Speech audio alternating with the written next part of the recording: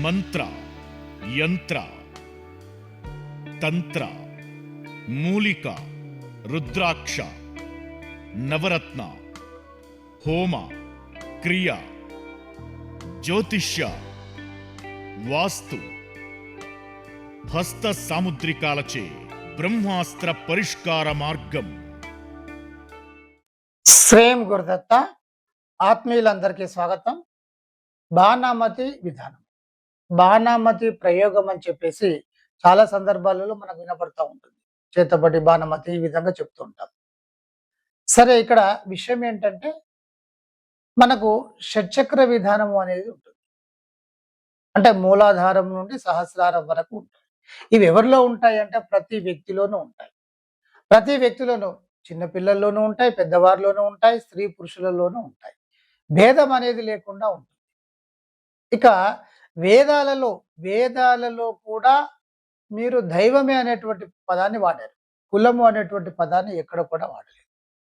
మీరు సాక్షాత్తు దైవ స్వరూపమే, అహం బ్రహ్మస్మి, అంతటా మీరు వ్యాపించి ఉన్నది కూడా సర్వం కల్విదం బ్రహ్మ. ఈ విధంగా చాలా గొప్పగా వేదాలు ఒక మనిషిని పాపి అని చెప్పలేదు. నీ దైవాన్ని నమ్మకపోతే నువ్వు వెళ్ళేసేసి ఇతరులను చెప్పని చెప్పలేదు. ఇతరుల ఆస్వాస్తులు తీసుకోండి అని చెప్పలేదు. మీరు సాక్షాత్తు దైవ స్వరూపమే అని చెప్పబడింది. మీరే దైవము. ఇప్పుడు ప్రతి వ్యక్తిలోనూ దైవ విధానం ఉంటుంది, దైవమే ఉంటుంది. సృష్టి మొత్తం కూడా ఒక శక్తిచే ఆవరించబడి ఉంది. ఆ శక్తి నుండే అందరూ వస్తున్నారు, ఆ శక్తిలోకి అందరూ వెళ్ళిపోతున్నారు. ఇక్కడ మనుషులే కాదు, సమస్త జీవరాశులే కాదు, ఈ కనిపించి పంచభూతాలు, మట్టి, అగ్ని, ప్రతిది కూడా శక్తి నుండి వస్తున్నాయి, శక్తిలో కలిసిపోతున్నాయి. అంతా శక్తిమయం, అంతా శక్తియే. శక్తి రెండు విధాలు, ఒకటి చరశక్తి, రెండు స్థిర శక్తి. చరశక్తి అనేటువంటి దైవ స్వరూపం అయితే, నిరాకార స్వరూపము స్థిర శక్తి. ఇక మనకు షట్చక్ర విధానంలో ప్రతి వ్యక్తిలోనూ ఇక్కడ మూలాధార చక్రం ఉంటుంది. మూలాధార చక్రములో గణపతి ఉంటాడు, అంటే మీలో గణపతి ఉన్నాడు. స్వాధిష్టాన చక్రంలో బ్రహ్మ ఉంటాడు. మణిపూరక చక్రంలో విష్ణు ఉంటాడు. అనాహత చక్రంలో రుద్రుడు ఉంటాడు. విశుద్ధ చక్రంలో సదాశివుడు ఉంటాడు. ఆజ్ఞ చక్రంలో ఈశ్వరుడు ఉంటాడు. ఇక్కడి వరకు సహస్రార చక్రంలో శివుడు ఉంటాడు, బిందు రూపకంగా. అక్కడ నిరాకార స్వరూపంగా ఉంటాడు. ఈ సమస్తమైనటువంటి శక్తి ఆకారం దాల్చేటువంటి సందర్భంలో ఈ ఈశ్వర్య తత్వం నుండి మొదలుకొని గణేష తత్వం వరకు ఈ రూపాలు రావడం అనేటువంటిది జరిగింది. అంటే వీరందరూ ఎక్కడున్నారంటే ప్రతి మనుషుల్లోనూ ఉన్నారు. వీళ్ళు ఉన్నారు, దైవం ఉంది. వేదం అది చెప్తుంది. మీరు పాపి అని చెప్పట్లేదుగా. మీరు దైవం కావచ్చు, మీరు సరే ఏదైనా తెలిసి తెలియకుండా చేసేటువంటి కర్మలు ఉంటే మనం దగ్ధం చేసుకోవచ్చు. దానికి పద్ధతులు కూడా చెప్పబడింది. మీరు సాక్షాత్తు దైవ స్వరూపంగా మారవచ్చు అని కూడా చెప్పబడింది. ఎవరో వచ్చి తీర్పు చెప్పడం అనేది లేదు. మీరు మంచి చేస్తే మంచి పొందుతున్నారు, చెడు చేస్తే చెడు పొందుతున్నారు. దైవాన్ని కూడా మీరు పట్టుకునేటువంటి విధానం ఇది ఉందని చాలా స్పష్టంగా చెప్పబడింది. ఇక ఇంతకంటే సనాతన ధర్మంలో ఇంకా ఇంతకంటే ఒక మనిషి కావాల్సింది ఏముంది? ఇక కుల విధానం ఇందులో ఎక్కడ కూడా చెప్పబడలేదు. ఇది మధ్యలో కొంతమంది మెదడు చిన్నగా ఉండే వారు అనుకోవచ్చు, విశాలమైనటువంటి దృక్పథం లేని వారు కావచ్చు, కుటిలంగా ఉండేటువంటి వారు కావచ్చు. ఇది మధ్యలో ఎక్కడో ఇది కులం అనేటువంటి స్టార్ట్ అయింది. ఇది చాలా విశృంఖలంగా విస్తృతంగా వచ్చింది. సరే, ఇప్పుడైతే ఒక 80% వెళ్ళిపోయింది. తిరుమల తిరుపతి దేవస్థానము, కాశీ దేవస్థానము, శ్రీశైలము, కాళేశ్వరము, కాళహస్తి, మీరు ఎక్కడికైనా వెళ్ళండి, కుల విధానం అనేటువంటిది ఎక్కడ అడగరు. దేవాలయానికి అందరి ఆహ్వానితులు. ఎక్కడో ఒక 20%, 15% తెలిసి తెలియక జరుగుతుంది. అది కూడా మనుషులు అప్డేట్ అవుతున్నారు కాబట్టి అది కూడా వెళ్ళిపోతుంది. అలా ఎక్కడైనా జరిగితే మాలాంటి వాళ్ళే నిలదీస్తున్నాం, ఇది రాంగ్ కదా అని. దీన్ని ఇంకా కొంచెము మనం పుంజుకోవాల్సినటువంటి అవసరం ఉంటుంది. సరే, ఇక్కడ ఒక వ్యక్తిలో శక్తి ఉంటుంది, అది దైవశక్తి. ఇంకో రూపకంగా దైవమే మీరు దైవంగా అనుకోవట్లేదు, అందుకే సమస్య. సరే, ఇక్కడ మనకు రాయలసీమలో అక్క మహాదేవతలు అని చెప్పేసి పూజించడం జరుగుతా ఉంటుంది. ఇది ఏమిటి అంటే ఇక్కడ గణేశుడు ఉంటాడు, మూలాధారంలో సిద్ధేశ్వరి, స్వాధిష్టాన చక్రంలో సరస్వతి ఇలా ఉంటా ఉంటారు. ఒక ఒక స్త్రీ స్వరూపము, ఒక పురుష స్వరూపము ఇలా ఉండడం జరుగుతా ఉంటుంది. అంటే ఇక్కడ ఏమిటంటే ఇక్కడ సహస్రార చక్రం వచ్చేసరికి ఆహ్, ఆహ్, అర్ధనారీశ్వర తత్వమే ఇంకా అక్కడికి వెళ్తే నిరాకార తత్వం. ఇదంతా ఎందుకు చెప్పాల్సి వస్తుంది అంటే అవసరమైనప్పుడు మీకు ఈ విషయాలన్నీ తెలియాలి. ఖచ్చితంగా కుల విధానము లేదు. ఇది మీరు మనసులో పెట్టుకోండి. మీరు ఆచరించేటువంటి ప్రయత్నం చేయాలి. చెడు అనేటువంటిది ఎక్కడున్నా కూడా తీసివేయాలి. ఆ చెడుని తీసివేస్తేనే మనం ముందుకు వెళ్తాం. ప్రక్షాళన జరగాల్సిందే. ఇక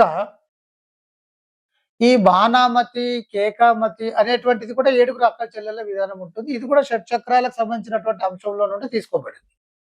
ఇది మీకు ముఖ్యంగా చెప్పేది. బగలాముఖి విధానంలో కూడా బగలాముఖి, జ్వాలాముఖి ఇలా ఉంటుంది. దానికి కూడా విధానం ఇదే. ఇక డైరెక్ట్‌గా విషయానికి వచ్చినట్టయితే ఒక కల్ప చే ఒక ఒక కలప, ఒక చెట్టు చే ఒక కలప చే మనం బొమ్మలను తయారు చేస్తారు. ఈ కలప ఎక్కువగా కేరళ, కర్ణాటక ప్రాంతాల్లో దొరుకుతుంది. మన ప్రాంతాల్లో కూడా అక్కడక్కడ లభ్యమవుతుంది. ఆ ప్రత్యేకమైనటువంటి కలపనే ఈ బాణమతి ప్రయోగానికి వాడతారు. ఇక మనకు తెలిసినటువంటి విషయమే కదా! మన పుత్తలి ప్రయోగంలో చెప్పబడినట్టు ఇక్కడ వెంట్రుకలు గాని, నెయిల్స్ గాని, గోర్లు కానీ, ఏదన్నా క్లాత్ కానీ, మట్టి కానీ వీటికి సంబంధించినయన్నీ కూడా ఆ వ్యక్తికి సంబంధించినయన్నీ కూడా ప్రయోగం, షట్‌క్రియలు చేయాలనుకున్నప్పుడు సేకరించి ఈ బొమ్మ విధానంలోకి అనుసంధానం చేసి ఎవరి వైపైతే మనం పంపించాలని అనుకుంటామో ఆ మంత్ర సాధన విధానాన్ని, ఆ శక్తిని ఇక్కడ ఏం చేస్తామంటే చైతన్యవంతం చేస్తాం. చైతన్యవంతం చేసి కొన్ని పద్ధతుల ద్వారా సంధిస్తాం. సంధించినప్పుడు ఇది ఆ వ్యక్తి వైపు వెళ్ళిపోతుంది. ఇది షడ్‌ప్రయోగ విధానంగా ఉంటుంది. ఎదుటి వాళ్ళను సైకలాజికల్‌గా బాగా డిస్టర్బ్ చేసేసి పిచ్చి వైపుగా చేసేటువంటి విధానము ఉంటుంది. ఈ రకరకాలుగా ఉంటుంది. దీనికి విరుగుడు ఎక్కడ ఉంటుంది అంటే ఆ బొమ్మలు అలా పెట్టేస్తారు అంతే. అది అలా ఉన్నంత వరకు అది జరిగిపోతూనే ఉంటుంది. ఆ బొమ్మలు పెట్టినటువంటి విధానాన్ని మార్చడం వల్ల ఆ ప్రయోగాన్ని మనం అటు ఇటు తిప్పొచ్చు. చేసినటువంటి వారి దగ్గరికి వెళ్తే ఆ బొమ్మలు తిప్పేస్తాడు. ప్రయోగం వేరే దిక్కు వెళ్ళిపోతుంది. ఆగిపోతుంది అక్కడ. అక్కడ తిప్పేయడం అంటే వాటికి లక్ష్యం ఉండదు. ఎవరి వైపు అనేది ఉండదు. సో, ఇలా ఉంటుంది. ఈ బాణామతి ప్రయోగము కొంత జటిలమైనటువంటి ప్రయోగము. ఇది కనుక ఒకసారి అంటే ప్రయోగం గనుక చేస్తే ప్రయోగానికి గురి అయినటువంటి వ్యక్తులు కొంచెం కష్టపడాల్సొస్తది తీసివేయడానికి. అంత ఈజీగా ఉండదిది. ఏ ప్రయోగమైనా కష్టమే. ఇది మరింత జటిలంగా ఉంటుంది. కనుక మనం ఈ విషయంలో జాగ్రత్తగా ఉండాలి. మరి జాగ్రత్తగా ఉండడం అంటే ఏమిటి? ఏమీ లేదు. ఒక దిగ్బంధనాయుతంగా ఒక మంత్ర సాధనను మనం తీసుకొని శక్తివంతంగా ఎవరో ఏదో ఒక మంత్రం ఇచ్చారో అది ఒక ఒక లైన్ ఉంది, 2 లైన్‌లుంది. దీన్ని చేయండి.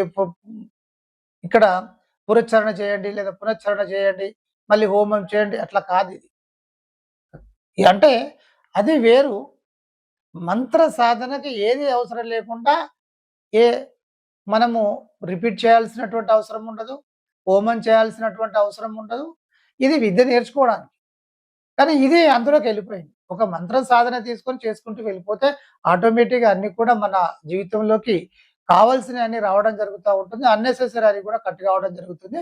గుర్తుపెట్టుకోండి ఒక శక్తివంతమైనటువంటి సాధన గనుక చేసినట్టయితే ఎట్టి పరిస్థితుల్లోనూ నక్షత్ర గ్రహ దోషాలు కావచ్చు, ఇతరత్ర ఏదైనా సరే ఆగిపోవడం జరుగుతుంది. ఆగిపోవడం అంటే వాటి పని అవి చేస్తాయి. కానీ ఆ వాటి యొక్క చెడును ఈ ఈ మంత్ర సాధన వల్ల ఉత్పన్నమైనటువంటి శక్తి తీసుకోవడం జరుగుతుంది. కనుక ఇప్పుడు ఈ మధ్యనే ఒక బాబు డేట్ ఆఫ్ బర్త్ పెట్టడం జరిగింది. సరే బిడ్డ పెట్టండి అన్నాను. ఒకసారి చూశాను. చూస్తే ఏముంది అంటే 12 మనకు తెలిసింది కదా! 3, 6, 8, 12 ఈ విధంగా ఉంటాయి కదా! 12లోనే మాక్సిమం మనకి 7 గ్రహాలున్నాయి. ఇందులో మిత్ర గ్రహాలు ఉంటాయి, శత్రు గ్రహాలు ఉంటాయి, ఇవన్నీ ఉంటాయి. మళ్ళీ 12వ స్థానము. అంటే ఇక్కడ ఏముంటదంటే కొంతమంది యొక్క జాతక విధానంలో పుట్టినప్పటి నుండి సమస్యలుంటాయి. ఏదో 1, 2 గ్రహాలు అనుకూలంగా ఉండి మిగతాన్ని ఇబ్బందికరంగా ఉన్నప్పుడు ఆ ఇబ్బంది అనేటువంటిది ఎక్కువగా రావడం జరుగుతా ఉంటది. ఇక గురుబలం లేకపోతే మనిషి క్షీణించిపోవడం అనేది జరుగుతా ఉంటుంది. కనుక ఇక్కడేంటంటే కొంతమందికి మొదటి నుండే ఈ గ్రహస్థితి అనేది అనుకూలంగా ఉండదు, ఇబ్బందికరంగా ఉంటుంది. ఎప్పుడో 30 సంవత్సరాల తర్వాత, 35 సంవత్సరాల తర్వాత ఆ దశ వచ్చినప్పుడు అక్కడ బాగుంటుంది అంటే మరి అంతవరకు ఈ బాబు ఏం చేస్తూ ఉండాలి? ఆ పిల్లలు ఏం చేస్తూ ఉండాలి? అబ్బాయి కావచ్చు, అమ్మాయి కావచ్చు. అందుకని ఒక మంత్ర సాధన అనేటువంటిది సరే పిల్లలు ఇబ్బందికరంగా ఉన్నప్పుడు తల్లిదండ్రులు చేస్తూ ఉండాలి. పిల్లలు చేసుకునేటువంటి విధానం వచ్చినప్పుడు పిల్లలకి ఉపదేశం ఇయ్యాలి. ఏ నియమాలు, నిబంధనలు ఏముండవు. ఒక గంట, అరగంట చేసుకుంటే చాలు. అన్నీ ఈ మధ్య ఏందంటే హాస్టల్‌లో ఉండేటువంటి పిల్లలు కూడా మంత్ర విధానాలు తీసుకుంటున్నారు. వాళ్ళకి అర్థమవుతుంది. జీవితంలో ముందుకు వెళ్ళాలంటే మా అప్పుడు విధానం వేరు బిడ్డ. ఇంకా మీకు చాలా కష్టాలు. అంటే అవకాశాలు చాలా ఎక్కువగా ఉన్నాయి. అలాగే మీ మైండ్‌ను డైవర్ట్ చేసేటువంటి అంశాలు కూడా విపరీతంగా ఉన్నాయి. వీటినన్నిటిని ప్రక్షాళన చేసుకుంటూ వెళ్ళాలి. మిమ్మల్ని మీరు కోల్పోతున్నారు. ఈ ఫ్రెండ్స్ రూట్‌లో పడిపోతున్నారు. ఇతర అలా రకరకాలుగా అవుతుంది. అందుకని శక్తివంతంగా మీరు ముందుకు వెళ్ళేటువంటి ప్రయత్నం చేయాలి. చేసినప్పుడు ఇలాంటి ఏ ప్రయోగం కూడా రాదు. మన దగ్గరికి దరి చేరేటువంటి అవకాశం ఉండదు. కనుక ఇక్కడ గుర్తుపెట్టుకోండి, బాణమతి అనేటువంటిది ఒక కలప చెక్కతో ఒక బొమ్మతో తయారు చేసేసి ప్రయోగించేటువంటి విధానం. అందరికీ బ్లెస్సింగ్స్. మంత్ర, యంత్ర, తంత్ర, మూలిక, రుద్రాక్ష, నవరత్న, హోమ, క్రియ, జ్యోతిష్య, వాస్తు, హస్త సాముద్రికాలచే బ్రహ్మాస్త్ర పరిష్కార మార్గం